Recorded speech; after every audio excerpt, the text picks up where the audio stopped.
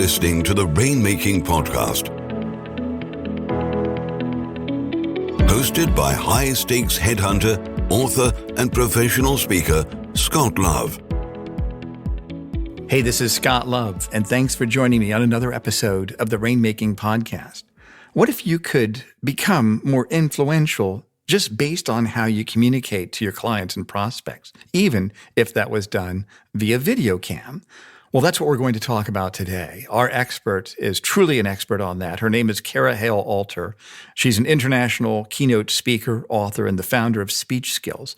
She literally wrote the book on projecting credibility and confidence, the critically acclaimed The Credibility Code. She's delivered more than 1,000 keynotes, seminars, and workshops on leadership presence to audiences around the globe, and I've seen her several times. She's magnificent.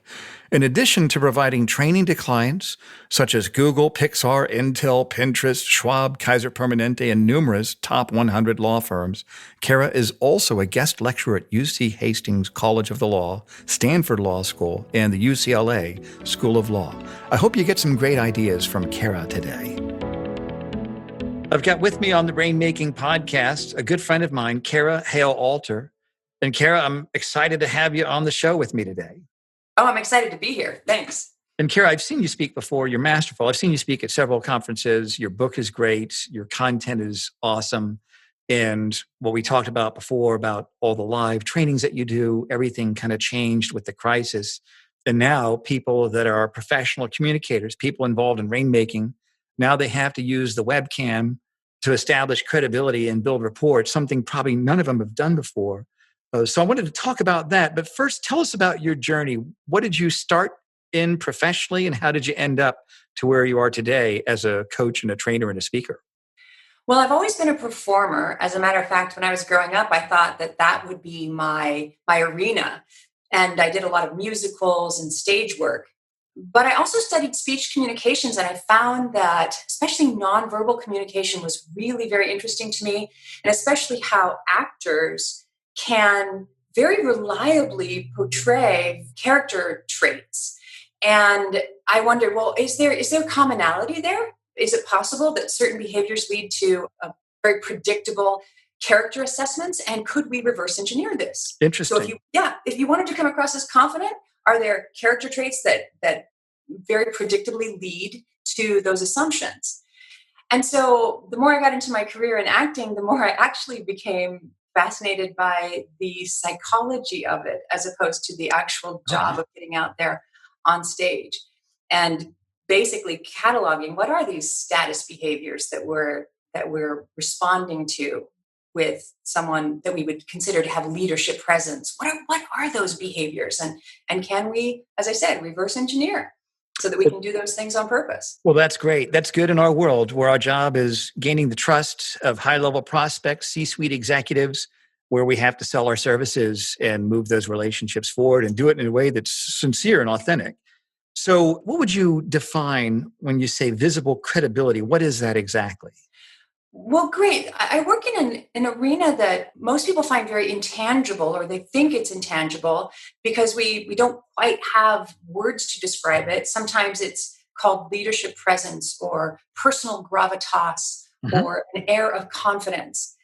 So I specifically use the term visible credibility, and that's your ability to project confidence and competence so that other people can immediately recognize your value and your expertise. That's great. So it's almost like these are nonverbal cues that we're telegraphing to them to say that we are worthy of building and earning that trusting relationship. But what do you think some of those cues are? Well, as it turns out, there are some nonverbal communication cues that have a disproportionately positive impact on your appearance of visible credibility. And to be as really as straightforward as possible, strong posture, strong voice, and strong eye contact. These are three pillars that tend to increase this appearance of visible credibility, of confidence. Say those again. Strong posture. I'm sitting up as you're saying this. Okay, so strong posture. Okay, and what was the other one? Yes, strong voice. Right, okay. And strong eye contact. Got it, great.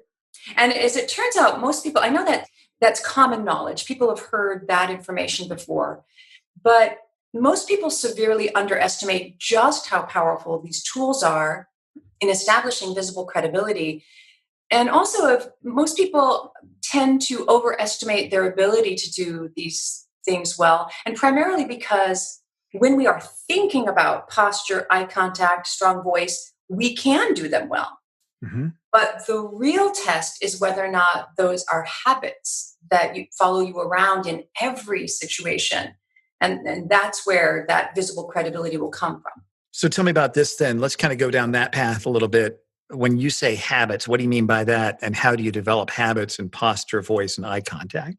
Right. Well, you know this theory of going from unconsciously incompetent to unconsciously competent. Mm-hmm.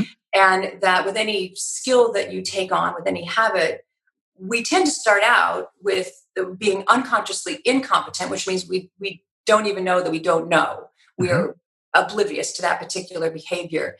And then we become consciously incompetent, which is we realize, oh, I'm not quite as good at this as I thought. Then one can become consciously competent, which when you're thinking about it, you can do it well. And then finally, unconsciously competent. You don't even have to think about it and you do it well. Well, when it comes to these skills, most people, for example, with posture, you can immediately be consciously competent. Right this second, you mentioned it yourself, that you sat up. And that's great, but it takes up brain space to be consciously competent. So when the stakes are high, when the conversation is really important, the idea that you have to be conscious about coming across at your best gets in the way of processing the words you have to say and paying attention to the person across from you. So you want to get these skills, these behaviors into that unconsciously competent zone. And the best way to do that, of course, is to practice, to put in the practice time, get to the other side of the learning curve. Right. So, but we're in the age of COVID. We can all let ourselves go. We don't have to, right? We don't have to, you know where I'm going with this. And you know that now we've got this technology medium that we have to go through with the cam on our computers, or some people will get a cam on their phone or whatever they do. And it's different. I had one partner said that he rinsed with Listerine before he had his video conference interview because he just had that habit. Tell me about this. When people are talking about on webcam or when they're talking on webcam, they're communicating with clients and prospects. Do those same rules apply for those three areas that you talked about with posture, voice, and eye contact? Some of them do and some of them don't, depending on whether camera on, camera off. But let's take strong posture, for example. Okay. So when you have camera on, yes, your posture matters. And you want to have a strong spine and literally a level head. You want to make sure that you're not bouncing around or fidgeting. So that's what strong posture would mean on webcam. Okay. But additionally, because of that particular medium, there are other things you want to pay attention to. We are currently saying that your framing is the new posture. So how you frame yourself in the camera makes a big difference. And I have seen now, or I've been in many, many meetings virtually over the last 10 weeks. And I would say that most people don't pay as much attention to their framing as they could. Framing with me, you want the camera of your laptop or your screen to be at eye level. Okay, eye level. Then you want to make sure that you are visible from the top of your head to about your rib cage. Okay. So that you're getting a comfortable across the table look. You want to make sure that there's not a lot of empty head space above your head where nothing can be seen. So that you're truly filling the frame. And as I mentioned, you want the camera to be at eye level so that you look like you are looking straight at the person you're speaking to, as opposed to looking up or looking down. So that you come across as literally level-headed when you're speaking. That's so funny. I was doing a test with the candidate on Monday of this week. He had his video interview on Tuesday, and he doesn't do a lot of that. He's new at this. And I told him, I said, when you see me, and you see my image, move that as high as you can to the top of your computer so it looks like you're looking at me instead of looking down. Are there any other tips related to that you'd suggest to people in terms of eye contact on webcam? Absolutely. So it's really eye contact that has the biggest difference in terms of what you might do in person and what you do on webcam. Because in person, it's in sync. When you are looking at someone, they can tell that you're looking at them. You can read their signals and make eye contact with them at the same time. Mm-hmm. But on webcam, as everyone well knows now, that in order to look at the person you're speaking to, their image may be somewhere else on the screen as opposed to the camera. Right. So if you're looking at the camera, you look like you're looking at them. But if you're looking at their image on the screen, you look like you are looking someplace else. So the best way you can get the best of both worlds is to, as you said, move the thumbnail of the person you're speaking to as close to that camera as possible.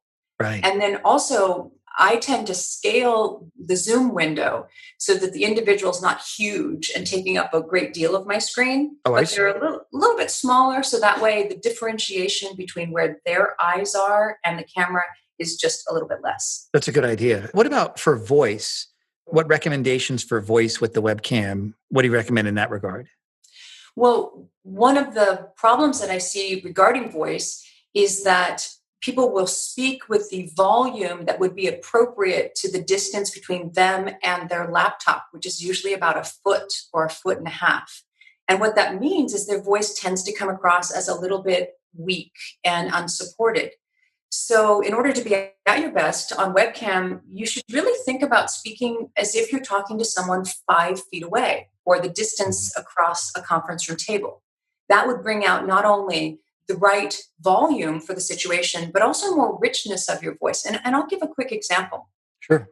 So I'm going to pull back on my voice right now, and I'm really talking with a soft voice directly to the screen in front of me, but it sounds kind of breathy. But right now I'm speaking to that distance of 5 feet away. So you're getting more resonance, more fullness, more support.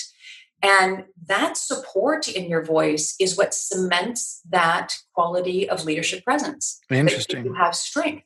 That's great. So it's nice to know that even though it's virtual, we're on webcam, we can still project that confidence, that gravitas. Yes, absolutely. And as I said, strong posture, strong voice, strong eye contact. And you might have to adjust the rules a little bit because you have this virtual medium. So are there any pitfalls or mistakes, easy ones that we can avoid when we're communicating on webcam? Oh, absolutely. So one of the issues that happens on webcam is, I'm sure you may have experienced this yourself, it's being called Zoom fatigue or video conference fatigue. And it's essentially that by spending so much time in this virtual medium, we are more exhausted than if we had been spending that time in person with someone on the other side. The psychology of this, the research on this says that one reason that happens is that we are feeling stared at, that we as human beings, being stared at is a very uncomfortable thing for your limbic brain, your Right. lizard brain. Because in the animal world, being singled out was a very dangerous thing. It is a very dangerous thing. So when we feel that we're being stared at constantly, even if your cognitive brain understands that it's just a virtual medium, Mm-hmm. your primitive brain is still sending out a lot of stress hormones. So Wow. the mistake that I see so often is that people get too close to the camera, that they basically crowd the camera, which tends to increase that feeling of being that someone's in your personal space or you're being stared down. So I would say the easiest quick fix here is make sure that you are framed in such a way that you look like you're sitting across the conference room table. Great. And that would mean from the top of your head to about your rib cage, so that you're just not putting too much stress on the person you're speaking to. Those are easy fixes. This is great, Cara. So tell me then, as we're talking with our clients and our client prospects and any sort of interaction, our goal in our communication would be to move that relationship forward. To do that, we have to build trust. Tell us about building trust virtually. How on earth do we do that? What should we pay attention to on webcam? What are some thoughts that you have in that area? Well, There are two types of trust, which is cognitive trust and affective trust. Okay. And cognitive trust is your intellectual trust about somebody, things you might learn about someone from their resume or their job title or their experience. But affective trust is your social trust or your emotional trust of someone. Mm. And that is whether or not we think someone is a good citizen, or whether the person you're speaking to has your best interest at heart and can see the world from your perspective. Wow. Under stress, we rely more heavily on our affective trust than cognitive trust. In other words, if we believe the person has our best interest at heart, that will overcome a lack of cognitive trust. The reason why I bring this up regarding webcam is that the important element of affective trust is that you give the message that you can see it from their point of view. And so people who aren't aware of their lighting, of their background, of the framing that they're using when they're on webcam, there's a very subtle message there that you either can't see it from somebody else's point of view, or you actually don't care about someone else's point of view. So one reason to make sure you're coming across at your best in webcam isn't just that you look good. It's that it builds more of that affective trust, that you're acknowledging that your image has an impact on the person you're speaking to. So that's interesting. I like what you said. I've never even thought of it like that before, about that the affective trust will, I guess, become the overarching area that we fall back to. It's interesting. One of our previous guests, Cole Silver, he is the client development officer for Blank Rome, a big law firm. He said that if you do these two things for clients, you'll have clients for life. Number one of them is solve their problem. The other one is where they feel really good about working with you. I think just that emotional context of that. So what do we do? Is there anything we can do with our webcam skills so we can build more effective trust? How do we improve those skills? Well, I would say get an outside view of yourself. When I am coaching someone on webcam, I will mimic what they are doing. So, of course, I start the meeting in what I hope will be best practices in terms of my framing, my lighting, my background. But at some point, I will show them what they look like from my perspective. And often that means crowding the camera, looking off into maybe a corner to make eye contact. And the person is relatively unaware that that's how they were coming across on the other side. So I would encourage the listeners to make sure to get an outside view of themselves. And one way you can do that is get permission in the next meeting that you have that would be on virtual webcam, and get permission to record it so that you can go back and see, okay, what did your image look like from the other side? That's a great idea. So let me ask you then, we all know that we're making these character assessments about other people in a short time. It's instant. How does that work, and how much control do we have over the assessments that other people make about us, especially virtually? Well, first, let's talk about how these assessments are made. What's interesting when we are interacting with someone on a very basic level, the most basic level, we have a feeling that we either like the person or dislike. We feel safe or we don't feel safe. We trust them or we don't trust them. If you ask someone to identify why they came up with that feeling, most people can go one level deeper, and they will be able to acknowledge a character trait. Well, she just seemed so warm and friendly. Or, well, she seemed kind of arrogant and distant. But if you ask people to go one level deeper and identify, well, why did you get that impression? Why did you come up with that assessment? Most of us are a little hazy there. That's where we're unaware of the observable cue or the behavior that led us to that assessment. And yet it is that behavior or the observable cue, that's where our power lies to change and to be able to cultivate visible credibility. And if you don't mind, I'll give a quick example. Sure, please. Up to this point, I have been in my conversation with you primarily using downward inflections because that's the way I usually speak. But if I were to change that behavior and start using these upward inflections, it's possible that in the back of your mind, you'd begin to make a character assessment about me. Yep. And that I'm not quite as mature as I was sounding a minute ago. Well, the only thing that I changed there was a straightforward behavior, which is I used upward inflections instead of downward inflections. But that behavior can have a huge impact on your assessment of my character. That's right. Am I going to give you the business or not? Exactly. Yeah. And so the more that we can drill down to that next level deeper, which is not to stick with an assessment of character, but okay, what is the observable cue that is leading to either this positive assessment or this negative assessment? That's where you have the opportunity to take control over your image. That's great. I love that. What is the observable cue? I like the fact that you're using game theory. You're looking at what are those variables that cause people to make that instant decision about us. Can I trust you? And of course, we have to be congruent. We have to have that real value. But also, I'd say in business, there's a little bit of showmanship involved. And you agree with me, that's what your whole business is about, is letting those people that might have, I wouldn't want to call them defects, but maybe let's call them ineffective habits in terms of communication. It's not letting their full potency shine through to their prospects. So I like how you're able to find out what are the answers to the test. This is how they're going to come to these conclusions about you. You've already got the goods. Let's give you some habits that can help them see how powerful you really are in terms of how you communicate. So I think that's a brilliant strategy.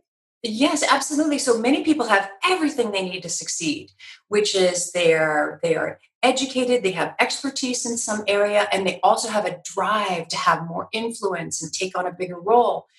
But something may be holding them back where they get feedback that they're not assertive enough or not approachable enough or too aggressive or too nice. But they're stuck with that assessment and they don't know what they need to change to get that elusive quality that might help them move to the next level. Right. And so I push my clients to ask those questions. Well, what is the observable cue, the behavior that needs to be changed?